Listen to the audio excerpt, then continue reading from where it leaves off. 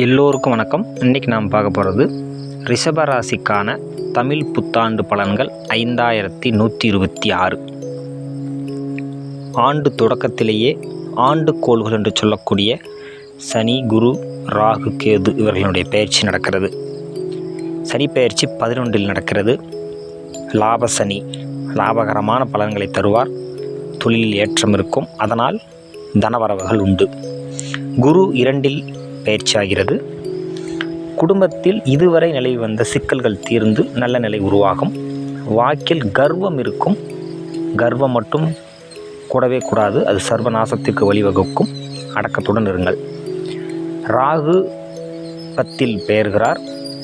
தொழிலில் எதிரிகள் என்று கூட சொல்ல வேண்டியதில்லை, போட்டியாளர்களால் ஒரு கடுமையான போட்டி நிலவும். அப்போது இதை எப்படி சொல்கிறது, இதில் நீங்கள் வெற்றி அடைந்தீர்கள் என்று சொன்னால் அது மிகப்பெரிய வெற்றி, அது சாதனை. தோல்வி அடைந்தீர்கள் என்று சொன்னால் அது இரக்கம்.